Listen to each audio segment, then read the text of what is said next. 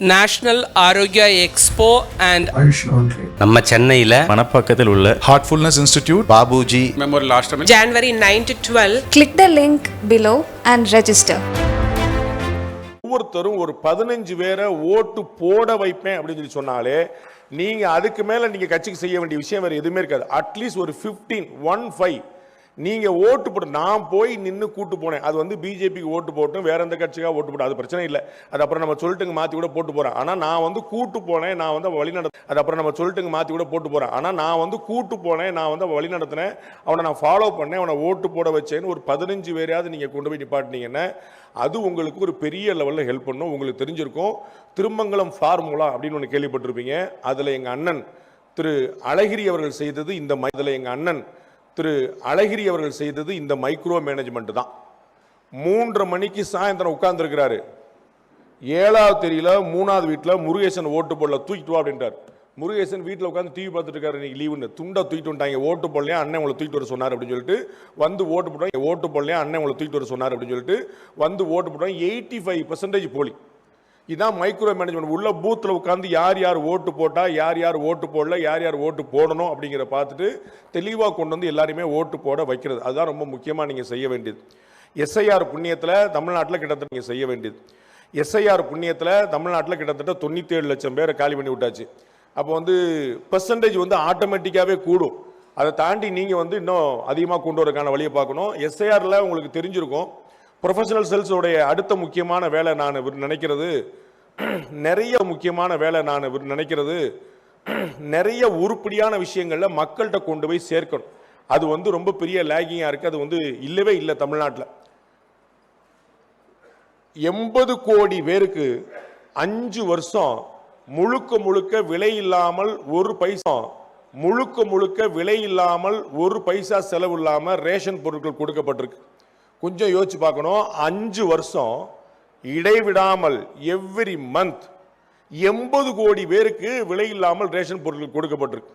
எல்லாருமே தமிழக முதலமைச்சர் ஸ்டாலின் தான் கொடுத்துருக்காரு நினைச்சிட்டோம். ஏன்னா ரேஷன் கடையில் உட்கார்ந்துருக்கிற ஆட்கள் எல்லாருமே வந்து கீழேருந்து மேலேருந்து எல்லாருமே பாக்கெட்டில் வந்து தளபதி படத்தை போட்டு உட்காந்துருக்காங்க. அப்போ என்ன அவங்க தான் கொடுத்துருக்காங்க. அப்போ இது யார் கொடுத்தா, யாருடைய ஃபண்ட் அப்படிங்கிற கேள்வியே இல்லாமல் போச்சு. அதனால தான் என்ன செஞ்சுருக்காங்க, கொஞ்சம் கூட தயக்கம் இல்லாமல் திரு உதயநிதி ஸ்டாலின் அவர்கள் 27 பைசா நான் சொல்ல போறேன், ₹1 கொடுத்தா 27 பைசா தான் வருது, தமிழ்நாட்டுக்கு ஃபண்டே வரல அப்படின்றாங்க. பாரத பிரதமர்லேருந்து மிக சமீபத்தில் புதுக்கோட்டையில் பேசின நம்முடைய உள்துறை அமைச்சர் திரு அமித்ஷாலேருந்து நம்முடைய மாநிலத்தை சேர்ந்த அண்ணன் எல் முருகன்லேருந்து எல்லாருமே தொடர்ந்து சொல்லிட்டு வர்றாங்க. ஆதாரபூர்வமாக ஆவணப்பூர்வமாக சொல்லிட்டு வராங்க. லாஸ்ட் 10 இயர்ஸில் மட்டும் தமிழ்நாடுக்கு சென்ட்ரல் கவர்மெண்ட் 11 லட்சம் கோடி ரூபாய் ஒதுக்கி இருக்கிறது. 11 lakh crore 11 லட்சம் கோடி ரூபாய் ஒதுக்கி இருக்குது. ஆனால் ₹1 கூட ஒதுக்கல. இவங்கள மாதிரி ஒதுக்கலங்கிற கவலையை சொல்லிட்டாங்களா என்னன்னு தெரியல. அது 11 லட்சம் கோடி ரூபாய் வந்திருக்கு அப்படிங்கிறத மக்கள்கிட்ட கொண்டு போய் சேர்க்க வேண்டிய கடமை இருக்கு. இப்போ இந்த எஸ்ஐஆர் அப்படிங்கிறது வந்து எல்லாரும் பயங்கரமாக ஒரு பூச்சாண்டி மாதிரி கருதுனாங்க. உங்களுக்கு தெரியும் எஸ்ஐஆர் வந்துருச்சு அப்படின்னா தமிழ்நாட்டில் இருந்து சத்தம் போடாத கட்சியே கிடையாது. ஏடிஎம்கே கொஞ்சம் கன்ஃபியூஷன் ஆகி என்ன செய்யலாம்னு இருந்துச்சு. பிஜேபி மட்டும்தான் வந்து வழக்கம் போல மைனாரிட்டியாக வந்து இல்லை ரொம்ப நல்லதுன்னு சொல்லிட்டு இருந்துச்சு. பீகாரில் எஸ்ஐஆர் வந்து சமீப காலங்களில் அறிமுகப்பட்ட திரும்பி ரீஇன்ஃபோர்ஸ் பண்ணது வந்து பீகாரில் இதே மாதிரி வந்து கிட்டத்தட்ட 66 லட்சம் பேருக்கு மேலே வந்து பெயர்கள் நீக்கப்பட்ட போது குய்யோ முறையோன்னு கத்துனாங்க. ரூலிங் பார்ட்டி திரும்ப ஆட்சிக்கு வந்துருச்சு. பிஜேபி கூட்டணி அங்கே திரும்ப ஆட்சிக்கு வந்துருச்சு. யூ ஓன்ட் பிலீவ் அந்த எஸ்ஐஆர் 66 லட்சம் பேர் போனதில் நீக்கப்பட்டதில் பிஜேபி கவர்மெண்ட் திரும்ப வந்த பிறகு ஒருத்தர் கூட வாயை திறக்கல.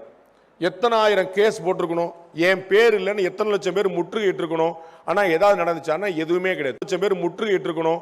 ஆனால் ஏதாவது நடந்துச்சானா எதுவுமே கிடையாது. 66 லட்சம் பேர் அங்கே வந்து பீகாரில் போயிடுச்சு. பிஜேபி திரும்ப ஆட்சிக்கு வந்துச்சு. தமிழ்நாட்டில் 97 லட்சம் பேர் வந்து நீக்கப்பட்டுருச்சு. 97 லட்சம் பேர் போயிடுச்சு. அப்போ தமிழ்நாட்டில் வந்து நீக்கப்படுறதுக்கு முன்னாடி இந்த எஸ்ஐஆர் இம்ப்ளிமெண்ட் பண்ணும்போது எல்லாரும் குய்யோமுன்னு கத்துறாங்க. இந்த எஸ்ஐஆர் இம்ப்ளிமெண்ட் ஆன பிறகு யாருமே பேசல, அமைதியாயிட்டாங்க. ஏன் உள்ளதிலே அதிகமான பெயர்கள் வந்து குளத்தூர் தொகுதியிலும் சேப்பாக்கம் தொகுதியிலும் போயிருக்கு. அதிகமான பெயர்கள் எங்க நீக்கப்பட்ட அதிகமான பேர்கள் எங்க நீக்கப்பட்டிருக்குன்னா குளத்தூர். இத்தனைக்கும் குளத்தூரும் சேப்பாக்கமும் தமிழ்நாட்டிலே சின்ன தொகுதிகளில் ஒன்று, ரொம்ப சின்ன தொகுதிகள். நீங்க வெள்ளிவாக்கத்துல ஸ்ரீபெரும்புதூர் பெரிய பெரிய தொகுதிகள் நிறைய இருக்கு. உள்ளே சின்ன தொகுதியில இருக்கக்கூடிய 2 இடத்துல தான் வந்து டாப் 5 இருக்குது 2 தொகுதியிலுமே. அப்படி போயிருச்சு. அப்ப நான் வந்து கேட்டேன், நம்ம இருக்குது 2 தொகுதியிலுமே. அப்படி போயிருச்சு. அப்ப நான் வந்து கேட்டேன், நம்மகிட்ட கேள்வி கேட்கக்கூடிய சகோதரர்கள்ட்ட, எஸ்ஐஆர் வந்து ஒரு பெரிய ப்ராப்ளமா இருக்குது, ஆன்டி நேஷனல், ஆன்டி தமிழ்நாடு, தமிழர்களுக்கு விரோதமா இருக்குது. ஆனா நடத்துனது பூரா யாரு அப்படின்னு. மாநில அரசு அதிகாரிகள் தான் தேர்தல் ஆணையத்தின் பிரதிநிதிகளா இருந்து நடத்துறாங்க. அப்ப சென்னையில தேர்தல் ஆணையத்தின் பிரதிநிதிகளா இருந்து நடத்துறாங்க. அப்ப சென்னையில மாநகராட்சி கமிஷனர் இருக்கக்கூடிய திரு குமரகுருமன் ஐஏஎஸ் அவர்களுக்கு வந்து அவருக்கு தன்னுடைய பொசிஷன் தெரியாதா? அது வந்து சென்னை வந்து திமுகவுடைய கோலச்சக்கூடிய இடம் அப்படிங்கிறது தெரியாதா? அப்ப குளத்தூர் தொகுதி வந்து யாருடைய தொகுதின்னு தெரியாதா? சேப்பாக்கம் தொகுதி யாருடைய தொகுதி தெரியாதா? அங்க வந்து யாரோ ஒருத்தர் வந்து தெரியாதா? சேப்பாக்கம் தொகுதி யாருடைய தொகுதி தெரியாதா? அங்க வந்து யாரோ ஒருத்தர் வந்து பிஎல்ஓன்னு போட்டு யாரோ ஒருத்தர் பெயர் நீக்கிறதுக்கு அனுமதிச்சிருவாங்களா? அப்ப இல்லாத பெயர்கள் நீக்கப்படுது. இன்னைக்கு வரைக்கும் நீங்க பாத்தீங்கன்னா 97 லட்சம் பேர் நீக்கப்பட்டிருக்கு. இது வரைக்கும் பேரை திரும்ப சேர்க்க சொல்லி 10 லட்சம் கூட டோட்டலா வரல. என்னுடைய பேர் நீக்கப்பட்டுச்சு சேர்க்கணும்னு சொல்லி திரும்ப வந்து ஒரு 10 லட்சம் பேர் கூட வரல. இதுலயே இடம் மாறினது, தடம் மாறினது, பெயர் மாறினது, ஊர் மாறினது, ஸ்பெல்லிங் மாறினது, இனிஷியல் மாறினதுன்னு சொல்லிட்டு அதுதான் வந்து நிக்கிறதே தவிர 97 லட்சம் பேர்கள் நீக்கப்பட்டிருக்கு அப்படின்னா யார்கிட்டையும் பதட்டம் இல்லை, தெளிவா இருக்கிறாங்க. ஏன் அப்படின்னா நீக்கப்பட்ட பெயர்கள் ஒரிஜினலான விஷயங்களா இருக்குது. அர்ச்சனா பட்நாயக் ரொம்ப தெளிவா சொன்னாங்க, அப்ளிகேஷன் ஃபார்மை ஃபுல்லப் பண்ணி கொடுத்தாலே போது நாங்க பேரை சேர்த்துறோம்னு. அப்ப ப்ரொஃபஷனலா நீங்க எல்லாரும் யோசிக்க வேண்டியது, நீங்க களத்துல போய் நீங்க பார்த்து தெரிஞ்சுக்க வேண்டியது, இன்னும் ஒரு மிச்சம் 4-5 நாள் தான் இருக்குன்னு நினைக்கிறேன். அந்த பணி இன்னும் ஒரு மிச்சம் 4-5 நாள் தான் இருக்குன்னு நினைக்கிறேன். அந்த பணி முடியறதுக்கு எஸ்ஐஆர்ல யார் அதிகமாக BLA 2 போட்டிருக்காங்கிறது மேட்டர் இல்ல. BLA 2 அதிகமாக போட்டிருக்கல. If I am not wrong, BJP தமிழ்நாட்டின் 3வது பெரிய கட்சியாக இருக்கிறாங்க. பிஜேபி தமிழ்நாட்டின் 3வது பெரிய கட்சியாக இருக்கிறது. அதிமுக திமுகவுக்கு பிறகு அதிகமான ஆட்கள் கிட்டத்தட்ட 62,000 பேரை வந்து போட்டிருக்காங்க. நான் அதை பத்தி பாராட்டுற ஆள் நான் கிடையாது. அதிகமான அந்த பேர் வச்சியே சோறு வச்சியான்னு கேட்பாங்கல்ல, அது மாதிரி வந்து ஆள் போட்டியிலே வேலை பார்த்தீங்களான்னு கேட்பேன்.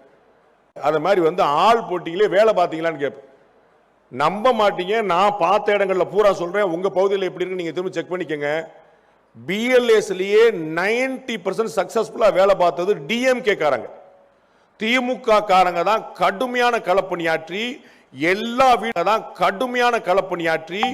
எல்லா வீடுகள்லையும் பிஎல்ஓ போறதுக்கு முன்னாடி பிஎல்ஏ போய் இருந்து வாங்கி கொடுத்தாங்க. அப்ப யாருடைய ஓட்டு மிஸ் ஆகாம இருக்கிறதுக்கு யார் வேலை பார்த்திருக்கான்னு பாருங்க. அப்ப ஒருவேளை யாருடைய ஓட்டா அது மிஸ் ஆகும்னா அது யாருடைய ஓட்டா இருக்க வாய்ப்பு இருக்குன்னு பாருங்க. அப்ப நம்ம வந்து பேர் சேர்க்கிறதோ இருக்க வாய்ப்பு இருக்குன்னு பாருங்க. அப்ப நம்ம வந்து பேர் சேர்க்கிறதோ டேக் மாற்றுறதோ உள்ளரங்க கூட்டத்தில் உட்கார்ந்து கூட்டம் போட்டுட்டு இருக்கிறதோ மட்டும் பத்தாது. களப்பணின்னு ஒன்று சொல்லுவாங்க. இந்த ரெஜிஸ்ட்ரேஷன் ஆஃபீஸர்லாம் நீங்கள் போய் பார்த்தீங்கன்னா, ஒரு ரெஜிஸ்ட்ரேஷனுக்கு நீங்கள் கொடுத்தீங்கன்னா ரெஜிஸ்ட்ரேஷன் முடிச்ச பிறகு அவங்க கையில் பேப்பரை கொடுக்க மாட்டாங்க. இருக்கட்டும் சார் களப்பணி முடிச்சுட்டு வரும்னு சொல்லுவாங்க. அந்த கையில் பேப்பரை கொடுக்க மாட்டாங்க. இருக்கட்டும் சார் களப்பணி முடிச்சுட்டு வரும்னு சொல்லுவாங்க. அந்த களப்பணி அப்படின்னா ஒன்றுமே இல்லை, ஃபீல்டு ஒர்க்குங்கிறதுக்கான ஒரு நல்ல தமிழ் வார்த்தை. இந்த ஃபீல்டு ஒர்க்கு தான் ஆட்களை காப்பாற்றும், ஃபீல்டு ஒர்க்கு தான் கட்சிகளை கரையேற்றும். உள்ளரங்க கூட்டத்தில் வந்து பல கோடிகளை செலவழிச்சு சுந்தராமன் தலைமையிலான டீம் வந்து போட்டா நமக்கு வந்து எல்லா வேலையும் முடிஞ்சிச்சு. சுந்தராமன் தலைமையிலான டீம் வந்து போட்டா நமக்கு வந்து எல்லா வேலையும் முடிஞ்சிச்சுங்கல்ல. This could be a beginning. அதற்கு பிறகு நீங்க ஃபீல்டில் போய் வேலை பார்க்கணும். திமுக காரங்க என்ன செய்யறாங்க, அதிமுகவை ஏன் அசைக்க முடியல, ஏன் அந்த 2 பேரும் கட்சிகளும் வந்து இருக்காங்கன்னா, கீழே ஒரு டீயை மட்டும் குடிச்சிட்டு நாள் முழுக்க நாயா பேயா வேலை பார்க்கும் குடிச்சிட்டு நாள் முழுக்க நாயா பேயா வேலை பார்க்கறதுக்கு திமுக அதிமுக லட்சக்கணக்கான பேர் இருக்கிறார்கள். அந்த மாதிரி பாஜக இருக்காங்களான்னு பார்க்கும். அப்படி யாராவது இருந்தா அவர்களுக்கு மரியாதை கிடைக்குதான்னு பார்க்கும். நான் வந்து எதுவும் காம்ப்ளிமெண்ட் பண்ணிட்டு சூப்பர் பயங்கரம் யாரும் தடுக்க காம்ப்ளிமெண்ட் பண்ணிட்டு சூப்பர் பயங்கரம் யாரும் தடுக்க முடியாது ஜி, அடுத்து நம்ம ஆட்சி தான் ஜி, பின்னிரலாம் ஜின்னு சொல்றதுக்கு நான் வரல.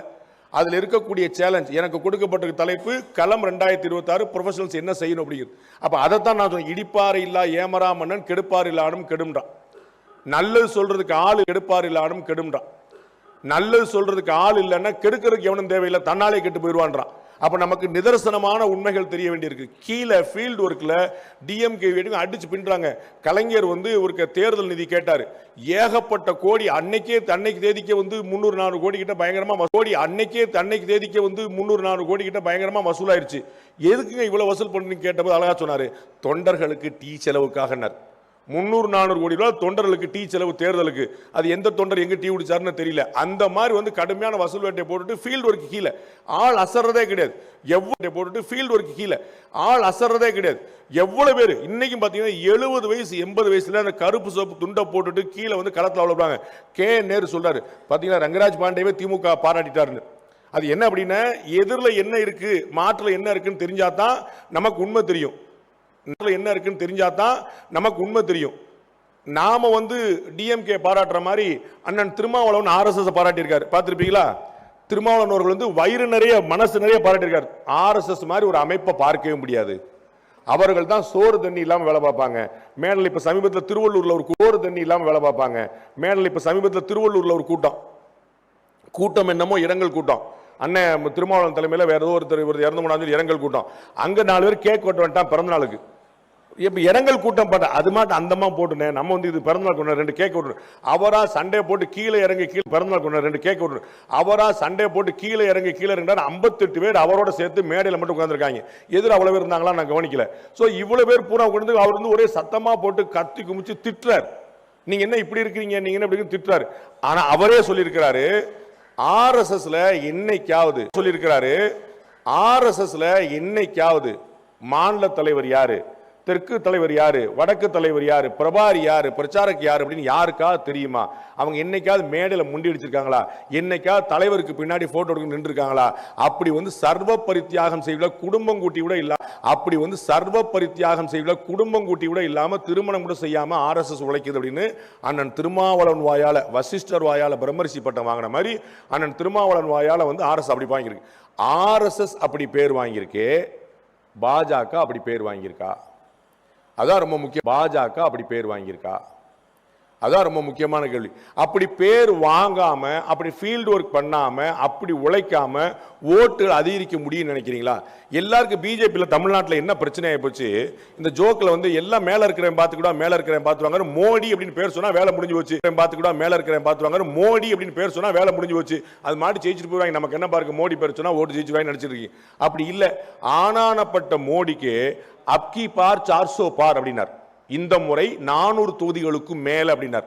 சொன்ன போது ஒரு இடத்துல சொன்னார் நான் கவனிச்சேன், யார எத்தனை பேர் கவனிச்சாங்க. சொன்ன போது ஒரு இடத்துல சொன்னார் நான் கவனிச்சேன், யார எத்தனை பேர் கவனிச்சாங்கன்னு தெரியல. அவர் ரொம்ப அழகா சொன்னார்.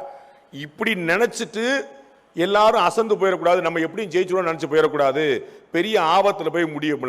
சொன்ன மாதிரியே 400 பார்னு மோடியே சொல்லிட்டாரு.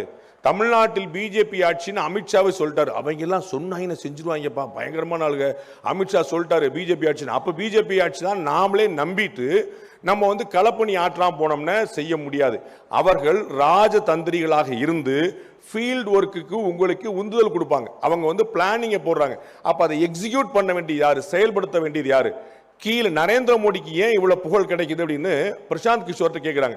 நரேந்திர மோடிக்கு அப்படி என்னங்க அட்வான்டேஜ் இருக்கு? நரேந்திர மோடி கூட வேலை பார்த்தவர் பிரசாந்த் கிஷோர், பிறகு அவர் எப்படியாவது தோற்கடிக்கணும்னு பார்த்துட்டு பார்த்தவர் பிரசாந்த் கிஷோர், பிறகு அவர் எப்படியாவது தோற்கடிக்கணும்னு பார்த்துட்டு அவர் பாவம் ஜன்சுராஜ் கட்சியில் ஆரம்பிச்சுட்டு கட்சி நடத்துற எவ்வளவு கஷ்டம்னு கண்டுபிடிச்சாரு. அட்வைஸ் பண்றது ஈஸி போல, நடத்துறது ரொம்ப கஷ்டம் போல அப்படின்னு. நம்ம வந்து வெளியிட்டு நல்லா தம்பி நல்லா ஓடணும்பா, பயங்கரமா ஓடணும் பார்த்துக்கோ நம்ம அட்வைஸ் பண்ணலாம். எங்க அண்ணே நீங்க கொஞ்சம் ஓடி காட்டுங்கன்னா ஒரு கனவு இருக்கு பாருங்க. அது மாதிரி வந்து அவருக்கு கட்சி நடத்துறது எவ்வளவு கஷ்டம் அப்படிங்கிறது இப்போ தெரிஞ்சிருக்கும். பீகார் எலெக்ஷன்ல வந்து அடிச்சு தூக்கி போட்டு டெபாசிட் எங்கன்னு கேட்க வச்சிட்டாங்க. அவர் வந்து உலகத்துக்கு பூரா நான் தான் எல்லாரையும் முதலமைச்சராக்கிறேன், நான் தான் எல்லாரும் பிரதமராக்கிறேன் அப்படின்னாரு. அப்ப நான் சொன்னேன் உண்மையிலேயே ஒரு அட்வைசர்னால ஒருத்தர் முதலமைச்சர் ஆயிட முடியும்னா தமிழ்நாட்டில் எங்க அண்ணன் சீமான முதலமைச்சர் ஆக்கி விட்டீங்கன்னா நல்லா இருக்கும்னு பார்த்து. முதலமைச்சர் ஆக்க முடியுமான்னு ஒரு கேள்வி இருக்குல்ல. அப்ப கமல்ஹாசன் கூட தான் அக்ரிமெண்ட் போட்டிருந்தாரு. உங்களுக்கு தெரியுமா தெரியல, 2021 மக்கள் நீதி மையத்தோட தான் பிரசாந்த் கிஷோர் அக்ரிமெண்ட் போட்டிருந்தாரு. அப்புறம் பெரிய ஆஃபர் வந்தோடனே சின்ன ஆஃபர் தூக்கி போட்டு விட்டுட்டு அங்க போயிட்டார். அவர் கமல்ஹாசன் சரி பிரசாந்த் கிஷோர் போயிட்டார், நம்மளும் போய் அவரும் டிஎம் கேட்க போயிட்டார். எல்லாம் கூட்டம் அங்கே பின்னாடி போயிட்டாங்கன்னு வச்சுக்கோங்க. சோ கட்சி நடத்துறது வந்து எவ்வளவு சிரமம் அப்படிங்கிற என்ன அப்படின்னா ஃபீல்டு ஒர்க் பண்ணாதான், கீழே இருந்தாதான். அந்த பிரசாந்த் கிஷோர் வந்து பீகார் முழுக்க நடந்தார், கிராமமா எல்லா இடங்களும் கிராமங்களை தங்கினார். அவர்கிட்ட வந்து நரேந்திர மோடியுடைய அட்வான்டேஜ் என்னன்னு கேட்ட போது அவர் சொன்னார் நரேந்திர மோடிக்கு இருக்கக்கூடிய ஃபீல்டு எக்ஸ்பீரியன்ஸ், தரை அனுபவம் இந்தியாவில் இன்னொரு தலைவருக்கு இல்லை அப்படின்னு. அவர் தான் இந்தியாவில் முழுக்க எப்படி நம்ம மகா பெரியவர் எனக்கு தெரிஞ்சு இந்தியா முழுக்க 3 முறை பாத யாத்திரையாவே போயிருக்கிறாரோ அதனால நரேந்திர மோடி அவர்கள் இந்தியா முழுக்க சுத்தி இருக்கார். அவர் இந்தியாவில் எந்த ஊர் பேரை சொன்னாலும் தேர்தல் காலத்தில் சுத்தக்கூடிய அரசியல்வாதி இல்ல. அவர் பிரச்சாரக்கா இருந்த காலத்துல சுத்தக்கூடிய அரசியல்வாதி இல்ல. அவர் பிரச்சாரக்கா இருந்த காலத்துல இருந்து அவ்வளவு சுத்தி இருக்கார். அதனால என்ன தெரியுது, ஒவ்வொரு ஊருக்கும் அதனுடைய தன்மை என்னன்னு தெரியுது. அதனால தான் இப்ப இவங்க டிஸ்கஷன்ல பேசிட்டு இருந்தது போல ஒவ்வொரு ஊருக்கும் லோக்கலா யோசிக்கிறார். ஒவ்வொரு ரயில்வே ஸ்டேஷனுக்கும் ஒரு ப்ரமோஷன் போட்டு ரயில்வே ஸ்டேஷன் எங்க ஊர் ரயில்வே ஸ்டேஷன்ல பால்கோவா விக்கிறாங்க. ஒரு ப்ரமோஷன் போட்டு ரயில்வே ஸ்டேஷன் எங்க ஊர் ரயில்வே ஸ்டேஷன்ல பால்கோவா விக்கிறாங்க. ஸ்ரீவில்லிபுத்தூர் ரயில்வே ஸ்டேஷன்ல பால்கோவா ப்ரோமோட் பண்ணணும். ஏன்னா எங்க ஊர்ல பால்கோவா ரொம்ப ஃபேமஸ் ஆனது. அதை கவர்மெண்ட் ஆஃப் இந்தியா ப்ரோமோட் பண்ணி யாரோ ஒருத்தருக்கு ஸ்டால் வச்சு கொடுத்து நீ போய் பால்கோவா வில்லுன்னு சொல்றாங்க. அந்த மாதிரி லோக்கல் ப்ராடக்ட்டை விற்கணும் அப்படிங்கிற ஒரு ஐடியா எங்கேயோ டெல்லியில உட்கார்ந்துக்கூடிய ஒரு பாரத பிரதமர் இருக்குன்னா ஏன் அப்படின்னா எங்கேயோ டெல்லியில உட்கார்ந்துக்கூடிய ஒரு பாரத பிரதமர் இருக்குன்னா ஏன் அப்படின்னா அவருக்கு திரையை விட தரை நன்றாக தெரியும். அவருக்கு தெரியக்கூடிய திரை கிடையாது, ஸ்கிரீன் கிடையாது, தரை. அப்ப நாம அந்த ஃபீல்ட் ஒர்க் பண்ணல அப்படின்னா அவருடைய கனவுகள் கனவுகளாவே நிற்கும். மறந்துடக்கூடாது. குளோபல் இன்னோவேஷன் இண்டெக்ஸ்ல நமக்கு நரேந்திர மோடி அவருடைய ஆட்சி வந்த பிறகு என்ன நடந்ததுன்னு பார்க்கணும். முன்னாடி இல்லாம அமெரிக்காவை பத்தி கவலைப்பட்டு இருந்தாங்க, ட்ரம்ப் என்ன பண்ணுவார் அப்படின்னு. ட்ரம்பால இந்தியாவை ஒன்றும் பண்ண முடியாதுன்னு ரொம்ப தெளிவா தெரியும். அதற்கான காரணம் நரேந்திர மோடி அவர்கள் மட்டுமல்ல. இந்தியா ஒரு பெரிய உற்பத்தி நாடு மட்டுமல்ல, இந்தியா ஒரு பெரிய மார்க்கெட்.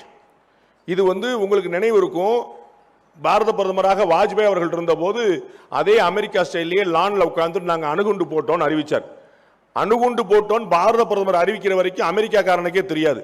அமெரிக்காக்காரன உளவுத்துறை எல்லாம் பிடிச்சி பெண்டை நிமித்து விட்டு முதல் அடிச்சு வெளுத்து விட்டுட்டாங்க. என்னடா பண்ணிட்டு இருக்கேன், நம்ம உலகம் முழுக்க எவ்ரி இன்ச் எவ்ரி சென்டிமீட்டர் நம்ம பார்த்துட்டு நினைக்கிறோம். அணுகுண்டே போட்டு எடுத்து முடிச்சிட்டாங்க. அவன் சொன்ன பிற வரைக்கும் தான் தெரியும், யாருக்குமே தெரியாது.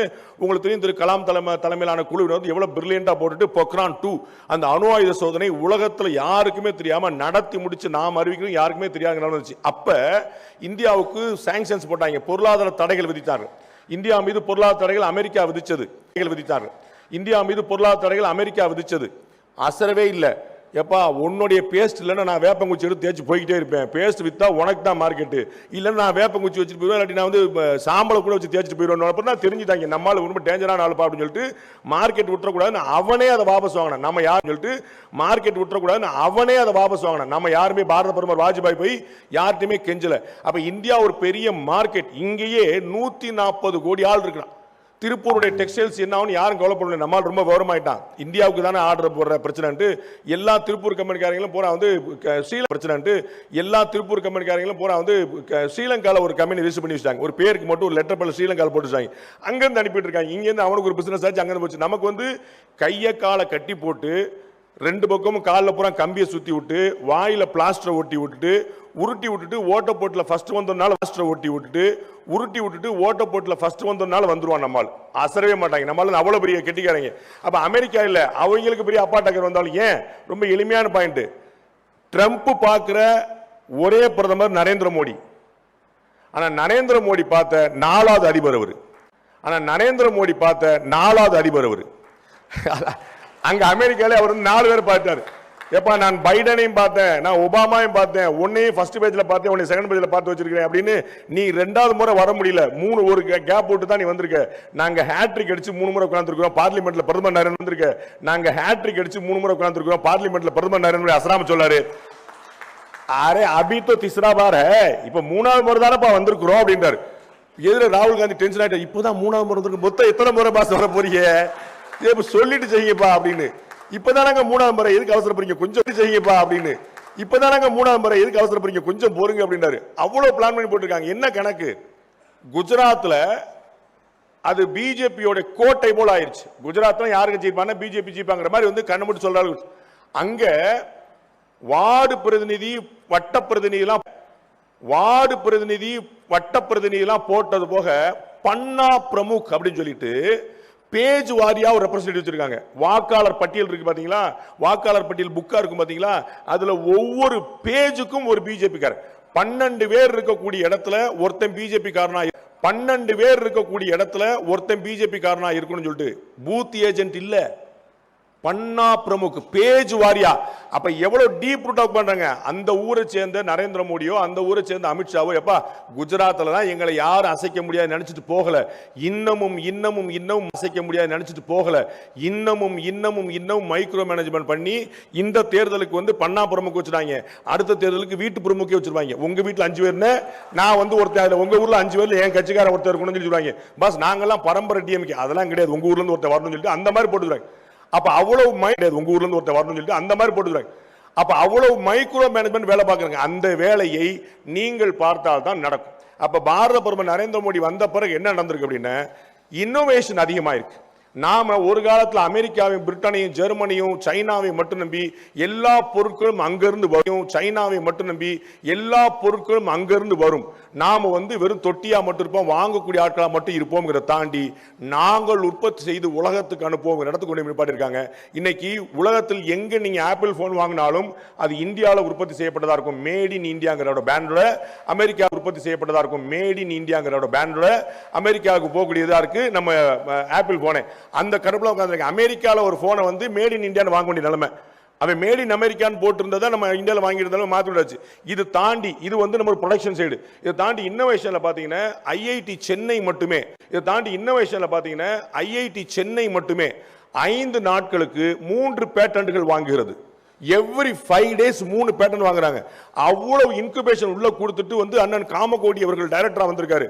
எனக்கு தெரிஞ்சு ஒரு ஐஐடியோட டைரக்டர் மெத்த படிச்சவர், ஒரு ஐஐடியோட டைரக்டர் மெத்த படிச்சவர், பாஸ்போர்ட் கூட கிடையாது அவருக்கு.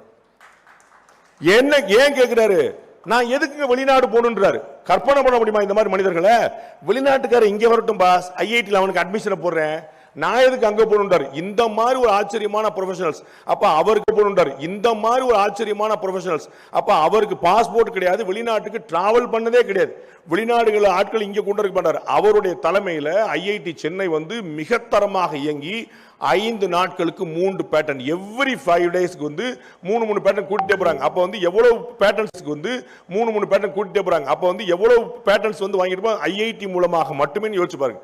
அப்ப இந்தியா முழுக்க இன்னோவேஷன், புதிய விஷயங்கள். நாம எப்படி இங்க கோயம்புத்தூர் வந்து சொல்ல வேண்டியதே இல்லை, உலகத்துக்கு கிரைண்டருங்கிற ஒரு கான்செப்ட் அறிமுகப்படுத்தி ஒரு புறம் அரைக்க விட்டதுல வந்து நம்ம ஊர் மாதிரி ஒரு ஊர் பார்க்க முடியாது.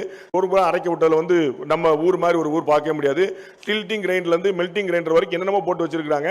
பல பேர் கட்சி ஆரம்பிக்கும் போது கிரைண்டர் யூஸ் பண்ணி தான் எல்லா கோலையும் சேர்த்து உள்ள போட்டு ஒரு கிரைண்டர் கோலையும் சொல்லி போட்டு வச்சிருக்காங்க. அந்த மாதிரி வந்து எல்லா பக்கத்துலயுமே வந்து ஒரு புதிய இன்னோவேஷனுக்கு வந்து இந்த ஊர் ரொம்ப பிரபலமானது. அந்த குளோபல் இன்னோவேஷன் இண்டெக்ஸ்ல 76வது இடத்துல இருந்த இந்தியா இந்த ஆண்டு 2025 கடந்த ஆண்டு வந்து 39வது இடத்துக்கு முன்னேறி குளோபலா வேர்ல்டு வைடா. 39 நம்முடைய இடம் இல்ல, 2, 3ல வந்து நிக்கும். ஆனா 75 வருஷமா நம்ம ஒர்க் பண்ணல. அப்ப 75 வருஷமா நம்ம ஒர்க் பண்ணல. அப்ப 75 வருஷமா ஒர்க் பண்ணா கொஞ்சமா கொஞ்சமா புஷ் பண்ணி போன வருஷம் 39 இடத்துக்கு வந்து நிக்குது. QS வேர்ல்டு யூனிவர்சிட்டி ரேங்கிங்ல 2015 வரைக்கும், 1947 இருந்து 2015 வரைக்கும் இந்திய பல்கலைக்கழகங்கள் வெறும் 15 பல்கலைக்கழகங்கள் தான் இருந்துச்சு. வெறும் 15 பல்கலைக்கழகங்கள் தான் இருந்துச்சு. குளோபல் ரேங்கிங்ல உலக தரம் வாய்ந்த பல்கலைக்கழகங்களுடைய பட்டியலில் இந்தியாவில இருந்து வெறும் 15 பல்கலைக்கழகம் தான் அந்த ரேட்டிங்ல இருந்துச்சு. இன்னைக்கு 54 பல்கலைக்கழகங்கள் இருக்குது.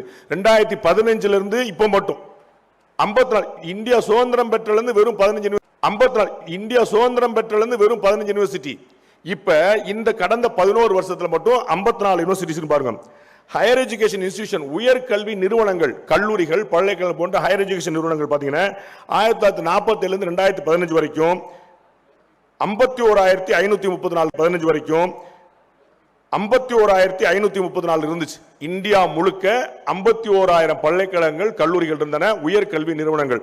இந்த 2015க்கு பிறகு இந்த 10 ஆண்டுகள்ல மட்டும் 70,018 உயர்ந்திருக்கிறது. அப்ப ஜஸ்ட் இமேஜின் பாருங்க, 75 வருஷமா பண்ண விஷயங்களை அப்படியே டபுள் ஆக்கியிருக்காரு வெறும் 10 வருஷத்துல.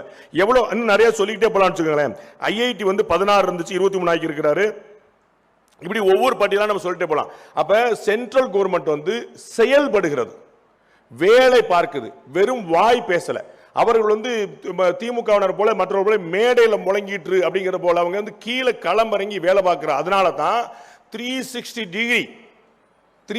டிகிரி இந்தியா வந்து குரோத்ல நிக்குது. யோசிச்சு பாருங்க, டிகிரி இந்தியா வந்து குரோத்ல நிக்குது. யோசிச்சு பாருங்க, பாரத பிரதமர் நரேந்திர மோடி அவர்கள் சமீப காலமா எங்கேயாவது எந்த கட்சியில பாலிடிக்ஸ் பேசி நீங்க பாக்குறீங்களா? இங்க இருந்து கூட்டணிக்காக போகிறவர்கள் யாரை பார்க்கிறார்கள்? மோடியை பார்க்கிறாங்களா, அமித்ஷாவை பார்க்கிறாங்களா? அப்ப மோடியை பார்க்கிறாங்களா, அமித்ஷாவை பார்க்கிறாங்களா? அப்ப மோடி பாலிடிக்ஸ் பேச மாட்டாரா? மோடி அலையன்ஸ் பேச மாட்டாரா? இவர் தான் பண்ணணுமா? ரஷ்ய அதிபர் புதின் பாரத பிரதமர்கிட்ட கேட்கிறாரு, இந்த அஜித் தோவல் யாரோ ஒரு டெரர் வச்சிருக்கீங்களாமேங்க, இந்த அஜித் தோவல் யாரோ ஒரு டெரர் வச்சிருக்கீங்களாமேங்க, நாட் 7 மாதிரி, ஜேம்ஸ் பாண்ட் மாதிரி போராடம் பூரா கண்ணில் வர விடுறாரு, அவரை கொஞ்சம் 2 நாள் அனுப்பிவிடுங்க, என்ன மேட்டர் நான் கேட்டுக்கிறேங்க. அஜித் தோவலை கேட்டு வாங்கி பெற்று 2 நாள் 1-to-1 தனி டிஸ்கஷனை நடத்தியிருக்கிறார் ரஷ்ய அதிபர் புதின். இதுல முக்கியமான விஷயம், அஜித் தோவலுக்கு வந்த அழைப்போ எடப்பாடி பழனிசாமி அமித்ஷா சந்திப்போ கிடையாது. இந்த அலோகேஷன் ஆஃப் ஒர்க் பாரத பிரதமர் நரேந்திர மோடி அமித்ஷாவிடம் கட்சி பொறுப்புகளை கொடுத்திருக்கிறார். நான் நாட்டை பார்த்துக்கிறேன், நீ கட்சியை பார்த்துக்கிறேன்னு சொல்லிட்டார். எங்கேயாவது ஒரு இடத்துல பாரத பிரதமர் நரேந்திர மோடிக்கு ஒரு பயம் வந்து, அமித்ஷா கட்சியை தூக்கிட்டு போயிடுவானோ, நம்ம பேரை சொல்லி தூக்கிட்டு போயிடுவானோ, நம்ம பேரை சொல்லாம போயிட்டா என்ன செய்யறது, அவர் நான் தான் கட்சி நடத்துறேன்னு சொல்லிட்டாருன்னு என்ன பண்றது அப்படின்னு ஒரு வார்த்தை யோசிச்சிருந்தாருன்னு அந்த அலோகேஷன் நடந்திருக்குமா? அப்ப பிறருக்கு வேலையை பகிர்ந்து கொடுத்தல் பாரத பிரதமருடைய பெருந்தன்மை. அதற்கு குந்தகமில்லாமல் செயல்படுவது அமித்ஷாவுடைய கடமை. யோசிச்சு பாருங்க, அஜித் தோவல் உளவுத்துறை கிங்கு, அவர் வந்து கூப்பிடுறாங்க. அப்ப நம்ம உளவுத்துறை தகவல்லாம் நம்மால் உளறிடுவாரோ, இவர் போய் எங்க சொல்லிட்டா என்ன ஆகுது? அப்ப நமக்கு கிடைச்சிருக்கக்கூடிய ஒரு பொக்கிஷம் அவர் கிடைக்கலாம நினைக்கல, நம்மால் அங்க போய் பொக்கிஷம் அவர் கிடைக்கலாம நினைக்கல, நம்மால் அங்க போயிட்டு புதின் என்ன செஞ்சாருன்னு உளவு பார்த்து வந்துருவாருன்னு தெரியும். உங்களுக்கு புரியுங்களா? அப்ப அந்த மாதிரியான விஷயத்தை புரிந்து கொள்வது, அடுத்தவர்களுக்கு பணியை பகிர்ந்தளிப்பது, பகிர்ந்தளிக்கப்பட்ட வேலையை கடமை போல செய்வது, இதுதான் மெசேஜ். பகிர்ந்தளிக்கப்பட்ட வேலையை கடமை போல செய்வது, ஜாப் இல்ல, ஒர்க் இல்ல, டியூட்டி. DUTY, டியூட்டி ஃப்ரீ நமக்கு தெரியும். டியூட்டி ஃப்ரீ இல்ல, ஃப்ரீ டியூட்டி.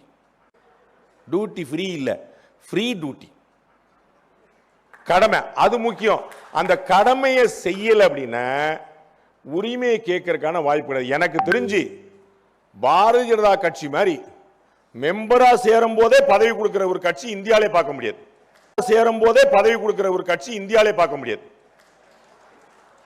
அவன் உள்ள வரும்போதே, ஜி என்ன போஸ்டிங் ஜி, நமக்கு ஒரு பார்த்து போடுங்க ஜி, ஒரு மாநில போட்டு கொடுங்க ஜி. இன்னைக்கு காலில் மட்டும் 18 மாவட்ட தலைவரை பார்த்துட்டேன். என்னது மாவட்ட தலைவரா? இல்ல ப்ரொஃபஷனல்ஸ் இல்லை அப்படின்னாரு. அவர் மெதுவா உள்ள வரும்போது மாவட்ட தலைவர் தான் சொல்றாங்க. மாவட்ட தலைவர் இல்ல ப்ரொஃபஷனல் செல். அது அப்புறமா ராகவனுடைய புண்ணியத்தில் ஒரு மொத்தம் 50-60 செல்லு வேற வச்சிருக்காங்க, ஏகப்பட்ட செல்லு. எல்லாரும் நிர்வாகி, எல்லாரும் ஓகே, நிர்வாகி எல்லாரும் ஓகே, என்ன நடந்திருக்குன்னு பார்க்கணும், என்ன செஞ்சிருக்குன்னு பார்க்கணும். பொறுப்பு வாங்கணுமே, பொறுப்பா இருக்கிறோமான்னு பார்க்கணும், அந்த பொறுப்பை செயல்படுத்தணுமான்னு பார்க்கணும். அப்ப பாரத பிரதமர் நரேந்திர மோடி உழைக்கிறார், அமித்ஷா உழைக்கிறார், அஜித் தோவல் உழைக்கிறார், நாடு முழுக்க உழைத்து அவர்கள் ஓடா செய்யறாங்க. நாம என்ன செய்யறோம்னு பார்க்கணும். திராவிட முன்னேற்ற கழகமோ அனைத்து இந்திய அண்ணா திராவிட முன்னேற்ற கழகமோ சுலபமாக அசைக்கக்கூடிய சக்திகள் கிடையாது. அவங்க ஒரு பக்கம் அதிமுக தனிப்பெரும்பான்மை ஆட்சி வரும்னு சொல்லிட்டே இருக்கிறாங்க, நீங்க இந்த பக்கம் என்டிஏ ஆட்சி வரும்னு சொல்லிட்டே இருக்கீங்க. என்ன ஆட்சி தான் வரும் நாங்க பார்க்க உட்கார்ந்துட்டு இருக்கிறோம். அது அப்புறம், ஆனால் என்டிஏ ஆட்சி வரணும். எப்படி இருக்கிறது மொத்தம் 234 தொகுதி. அண்ணன் நயினார் எவ்வளவு சீட் வாங்குவார்னே தெரியல, எனக்கு தெரியாது. கொடுத்து பார்த்து போட்டு கொடுங்க ஜி சொல்லுவார் நினைக்கிறேன். நாங்க இந்த பக்கம் பிஜேபி குரூப் பழைய இந்தியன் கணக்கு வச்சுட்டா ஒரு 70 சீட் வாங்கலாம், 80 சீட் வாங்கலாம் சொல்லிட்டு இருக்கோம். எல்லா டிவிலையும் அவங்களே அலகேஷன் பண்ணிடுறாங்க. நயினார் நாயந்தோட எடப்பாடி பழனிசாமி என்ன பேசுறான்னு தெரியல, டிவியில் அவங்க அப்புறம் பேசிட்டு இவருக்கு 20 சீட்டு, அவருக்கு 6 சீட்டு, இவருக்கு 3 சீட்டு தான். அண்ணன் டிடி எங்களுக்கு 6 சீட்டு, எங்களுக்கு 6 சீட்டு என்று வந்த செய்தி தவறு. அண்ணன் டிடி எங்களுக்கு 6 சீட்டு, எங்களுக்கு 6 சீட்டு என்று வந்த செய்தி தவறானது. உடனே அந்த செய்தி தவறான கூட்டணி தவறான அவர் போட்டுட்டு இருக்கான். நீங்க பார்த்துட்டீங்க, பாட்டாளி மக்கள் கட்சி உள்ள வந்துருச்சு, ரைட்? சின்னவர் வந்துட்டாரு, பெரியவரும் வரப்போறாரு. அவர் இங்கே தான் வருவார். தேமுதிக உள்ள வந்துடும், அன்னி நேற்று சொல்லிட்டாங்க வருவார். தேமுதிக உள்ள வந்துடும், அன்னி நேற்று சொல்லிட்டாங்க யாருடன் கூட்டணி என்பதை முடிவெடுத்து விட்டேன், இங்கே அறிவிக்க மாட்டேன்ட்டாங்க. அவங்களும் வந்துருவாங்க. டிடிவி தினகரன் வந்துருவார், சரிங்களா? அவங்க எல்லாம் வந்துருவாங்க. நீங்க என்ன செய்ய போறீங்க? ஓகே, அவங்க எல்லாம் வந்துட்டாங்கன்னா அப்பாடா, அப்ப ஜெயிச்சிடலாம். கூட்டணியாக இன்றைய தேதிக்கு டிஎம்கே ஸ்ட்ராங்கா இருக்கு. அதற்கு இணையான ஸ்ட்ரென்த் என்டிஏ கூட்டணிக்கு வரப்போகுது, நோ டவுட். 2021 2024 ரெண்டும் கிளப், நோ டவுட். 2021 2024 ரெண்டும் கிளப் பண்ண டிடிவி உள்ள சேர்த்த ஒரு வலுவான என்டிவா வரும்னு நினைக்கிறேன். எங்களுடைய கணக்கு யாராவது உள்ள புந்து கெடுத்து விடாம இருந்தா சரிதான், அது வரைக்கும் வந்து வரும்னு நினைக்கிறேன். அதுல ஒன்றும் குழப்பம் இல்லை. அணி வலுவாயிரும். அப்புறம் ஒருத்தர் தனியா வந்திருக்கிறார் பாருங்க, நான் அணியா வந்திருக்கேன்னா தனியா வந்திருக்கேன். பாவத்தை படத்தை கூட ரிலீஸ் பண்ண விடாம இந்த பாடா படுத்துவீங்க ஒரு ஆளை.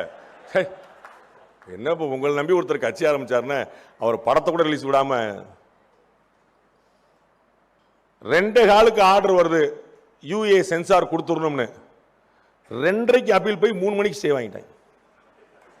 சென்சார் போர்டு இவ்வளவு வேகமா செயல்பட்டு நான் பார்த்ததில்லை. அமித்ஷாவோட பயங்கர வேகமா சென்சார் போர்டு செயல்படு, பயங்கர வேகம். இப்படித்தான் உலகம் சுற்றுவாளின் படத்தோடைய பெட்டியெல்லாம் எடுத்துட்டு போனாங்களாம். என்னாச்சுங்கிறத பார்த்துக்குங்க. நம்ம போராட வேண்டிய இடமே வேற. எனக்கு தெரிஞ்சு இந்த மாதிரி போராட்டம்லாம் பிரயோஜனப்படுமான்னு தெரியல. அதில் ஒரு ராஜதந்திரம் இருக்கும்னு நினைக்கிறேன், இருந்து போட்டோம். அவர் வந்து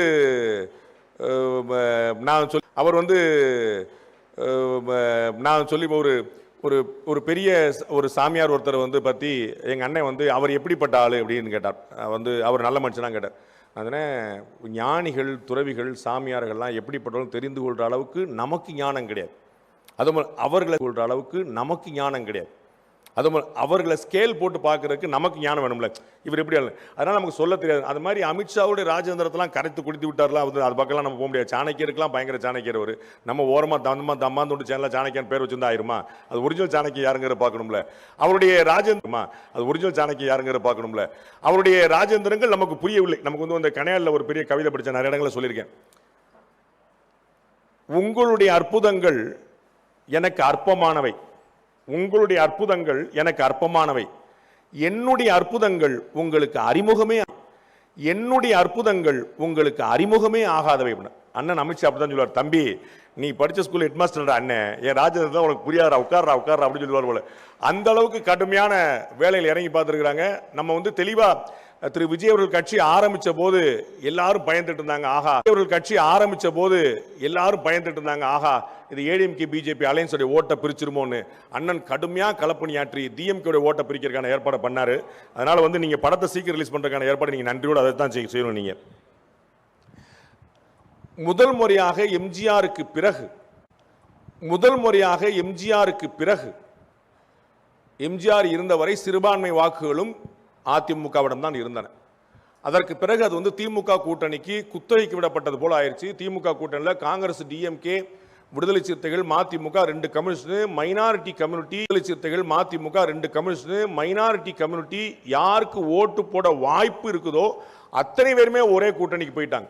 அப்போ வந்து அவர்களுக்கு வேறு வாய்ப்பே இல்லாமல் இருந்துச்சு. போதா குறைக்கு உங்க கூட பிஜேபி கூட ஏடிஎம்கே வரை சேர்ந்துருச்சு. அதனால வந்து எந்த வாய்ப்பு கூட அதை சொல்லியே பூச்சாண்டி காட்டி அந்த ஓட் பேங்கை டெபாசிட் வந்து சால்டா வச்சிருந்தாங்க. முதல் முறையாக திரு பேங்கை டெபாசிட் வந்து சால்டா வச்சிருந்தாங்க. முதல் முறையாக திரு விஜய் வந்து சிறுபான்மையுடைய வாக்குகளில் ஒரு பெரிய பிளவை ஏற்படுத்தியிருக்கிறார். அதை திமுக உணர்ந்து விட்டது.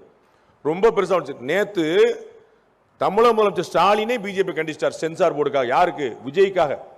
விஜய் வந்து போராடம் பூரா அங்கிள் அங்கிள் அப்படின்னார். அவருக்காகவே குரல் கொடுத்தார் தமிழக முதலமைச்சரை. அப்ப எங்க தெரியுது ரொம்ப தெளிவா அப்படின்னா, திருப்பரங்குன்றத்தில் திமுக ஏன் இவ்வளவு ஸ்ட்ராங்கா இருந்துச்சு நினைக்கிறீங்க? ஏன் அப்பீல் மேல அப்பீல் போட்டு வந்து அசராம வந்து கண்டெம்டே வந்தாலும் பரவாயில்ல வச்சுங்க. ஏன்னா மைனாரிட்டி ஓட்டு இடம் மாறுது, தடம் மாறுதுன்னு அவங்க வந்து கண்டுபிடிச்சிட்டாங்க. அப்போ வந்து அது பிஜேபி ஏடிஎம்கே இருக்கக்கூடிய என்டிஏ கூட்டணிக்கு ஒரு பலமாக அமையலாம். ஏன்னா திமுகவுடைய வாக்குகள் பிளக்கும் போது அது உங்களுக்கு சாதகமாக இருக்கலாம். ஆனா இந்த இந்தியன் கிரிக்கெட் டீம் ரசிகர்கள் மாதிரி உட்கார்ந்துருக்க கூடாது. இந்த பாகிஸ்தான்கிட்ட வந்து ஜிம்பாபே தோத்துட்டானே, ஜிம்பாபேட்ட நெதர்லாண்ட்ஸ் தோத்துட்டானே, நெதர்லாண்ட்ஸ் நியூசிலாந்து ஜெயிச்சானே, அப்போ வந்து ஒரு வைல்டு கார்டு என்ட்ரி வந்து தலைவர், அப்போ நம்ம உள்ள போய் ஜெயிச்சிடலாம் தலைவரமா. டேய் நீ ஜெயிக்க மாட்டியா அப்படின்னு இல்லைங்க, எவனோ 4 பேர் தோத்துருவான், அப்போ ஆளே இருக்காதுல எல்லாரும் நம்ம அதை மாதிரி வந்து அவர் ஓட்டு அங்கே போய் ஆளே இருக்காதுல எல்லாரும் நம்ம அதை மாதிரி வந்து அவர் ஓட்டு அங்கே போயிடும், இவர் ஓட்டு பிளந்துரும், நம்ம அப்படி ஜெயிச்சிடலாங்கிற மாதிரி நீங்க ஓட்டை கொண்டு வரணும். இந்தியாவிலேயே இதற்கு முன்னாடி வரலாற்றிலும் எப்பயுமே இல்லாத அளவுக்கு ஆன்டி இன்கம்பன்சி மட்டுமே பார்த்துட்டு இருந்த ஒரு நாட்டில் பாரத பிரதமர் நரேந்திர மோடி வந்த பிறகுதான் பாசிட்டிவ் ஓட்டுனே ஒன்று வந்திருக்கு. எனக்கு நரேந்திர மோடி வேண்டும் என்று எப்பயுமே ஒரு ஆட்சி இருந்துருச்சுன்னு அது வேண்டாம்ங்கிறது மட்டும்தான் இந்தியா முழுக்க, அது குளோபல் பினாமினா. எல்லா இடத்துலயுமே ட்ரம்ப் நம்ம போன முறை போனதுனால தான், பைடன் தோத்ததுனால தான் ஆன்டி இன்கம்பன்சி ஸ்ட்ராங்கா இருக்கும், போனதுனால தான் பைடன் தோத்ததுனால தான் ஆன்டி இன்கம்பன்சி ஸ்ட்ராங்கா இருக்கும். ஆனால் பிஜேபி ஒரு இடத்துல ஆட்சியை பிடித்து விட்டால் நகர்வதே இல்லை.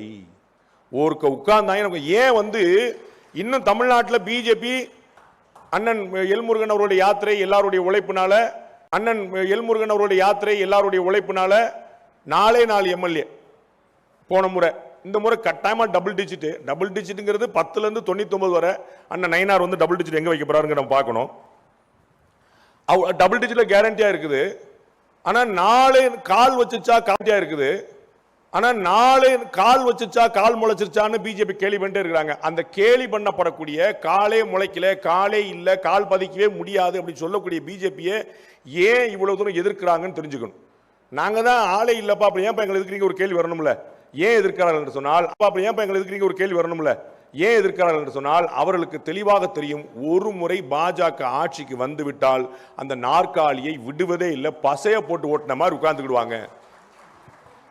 குஜராத்ல இருந்து, பீகார்ல இருந்து, மகாராஷ்டிரால இருந்து பல இடங்கள், அவர் மகாராஷ்டிரால இருந்து பல இடங்கள், அவர் பாரத உள்துறை அமைச்சர் சொன்னது போல, பொதுக்கூட்டத்தில் சொன்னது போல 2024 2025 ஃபுல்லா ஸ்ட்ரைக்கிங் ரேட் அள்ளி குமிச்சிட்டு இருக்கு.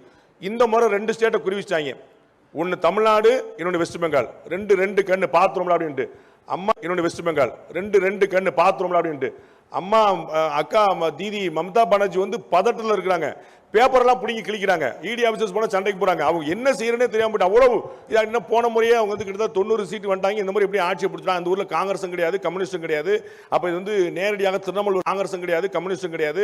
அப்ப இது வந்து நேரடியாக திரிணாமுல் வர்சஸ் பிஜேபி நிலைமையில தான் இருக்குது. அதனால வந்து ஒரு கடுமையான ஒரு அதிருப்தியில் இருக்கிறாங்க. தமிழ்நாட்டிலே அந்த பதத்தை பார்க்கிறோம். ஏன் அப்படின்னா பிஜேபி ஒரு முறை வந்துவிட்டால் மறுமுறை இறங்காது, அவர்கள் நிலைத்து நின்றார்கள். அப்ப இந்த நம்பிக்கை மக்களுக்கு இருக்கு. என்கிட்ட வெளியில் ஒருத்தர் கேட்டார், சார் களம் மக்களுக்கு இருக்கு. என்கிட்ட வெளியில் ஒருத்தர் கேட்டார், சார் களம் பேச போறீங்க, களம் எப்படி சார் இருக்கு அப்படின்னு கேட்டார். நான் அவர்கிட்ட சொன்னதான் அவங்கள்ட்ட சொல்ல வரேன். களம் தயாராக இருக்கிறது, ஆட்டக்காரர்களாக நீங்கள் தயாராக இருக்கீங்களான்னு பார்த்துக்கங்க. பிளேயர் ரெடியான்னு பார்த்துக்கங்க. கிரவுண்ட் ரெடி, கிரவுண்ட் வந்து பார்த்துக்கங்க. கிரவுண்ட் ரெடி, கிரவுண்ட் வந்து ரொம்ப பியூட்டிஃபுல்லா இருக்கு. ஆன்டி இன்கம்பன்சி இருக்குது, அதை யார் பயன்படுத்திக்கிறங்கிற நல் வாய்ப்பு இருக்குது. ஒரு ஸ்ட்ராங்கான அலைன்ஸா நீங்க இருக்கிறீங்க, எல்லா வாய்ப்புகளும் இருக்கிறது. நீங்களா பார்த்து கெடுத்து விட்டாதான் உண்டு. அப்ப நாம ஒரு பிளேயரா பார்த்து கெடுத்து விட்டாதான் உண்டு. அப்ப நாம ஒரு பிளேயரா எவ்வளவு முக்கியமான விஷயத்தை செய்யணுங்கிற பார்த்துக்கோங்க. காங்கிரஸ் கட்சி 2021 25 சீட்டை வாங்கி 18 சீட்டு அடிச்சிட்டாங்க. அவங்களுடைய ஸ்ட்ரைக்கிங் ரேட் எப்படி இருக்குன்னு பாருங்க. பியூட்டிஃபுல்லா அடிச்சாங்க. இன்னைக்கு அண்ணன் மாணிக்கம் தாக்கூர் பியூட்டிஃபுல்லா அடிச்சாங்க. இன்னைக்கு அண்ணன் மாணிக்கம் தாக்கூர் புண்ணியத்தில் ஆட்சியில் பங்கு, அதிகாரத்தில் பங்குன்னு கடுமையாக முரண்டு பிடிக்கிறாங்க. அப்ப நீங்கள் காங்கிரஸ் கட்சியோட போட்டி போடணும். காங்கிரஸ் கட்சி தான் பாஜகவுக்கு பிரதான எதிர்ச்சி. ஆனா எதுல போட்டி போட்டுருக்கீங்க? கோஷ்டி பூசல்ல. காங்கிரஸ் கட்சிக்கு சற்றும் குறைவில்லாத பூசல்ல. காங்கிரஸ் கட்சிக்கு சற்றும் குறைவில்லாத இடத்துல பாஜக இருக்கு. 2 தலைவர்கள் பேசுனாங்கன்னா 3ஆவது தலைவர் பத்தி தான் பேசுறாங்க. அவர் அப்படி ஜி, இவர் இப்படி ஜி. அண்ணா ஜியை மட்டும் விட மாட்டாங்க. பொருளி பேசினா கூட ஜி சேர்த்தான் பேசுறாங்க. நல்ல மனுஷங்க. பொருளி பேசினா கூட அதை சேர்த்தான் பேசுறாங்க. மாறி மாறி மாறி யார் காலை யார் வாரி விடணும். அதிமுக கூட்டணியில காலை யார் வாரி விடணும். அதிமுக கூட்டணியில 234 சீட்டு தான் தமிழ்நாட்டுக்குள்ள. 234 சீட்ல ஏடிஎம்கேக்கு, பிஜேபிக்கு, கூட்டணியில் இருக்கக்கூடிய அம்மா மக்கள் முன்னேற்ற கழகம், தமிழ் மாநில Congress, Parivendhar, A C Shanmugam, John Pandian, A C Shanmugam, John Pandian, புதிய தமிழ் டாக்டர் கிருஷ்ணசாமின்னு நிறைய பேருக்கு கொடுக்க வேண்டியிருக்கு. அப்ப நீங்கள் இருக்கக்கூடிய நீங்கள் விரும்பக்கூடிய தொகுதியில உங்கள் கட்சிக்கே சீட் இல்லாமல் இருக்கலாம். உங்கள் கட்சிக்கு ஒதுக்கப்பட்ட சீட்டில் கூட உங்களுக்கு இல்லாமல் இருக்கலாம். எனக்கு இல்ல, என் கட்சிக்கு இல்ல, எப்படி நான் வேலை பார்ப்பேன் அப்படின்னு கிளம்பிட்டீங்கன்னு 1996 சூப்பர் ஸ்டார் ரஜினிகாந்த் சொன்னது போலதான், ஆண்டவனால கூட காப்பாற்ற முடியாது.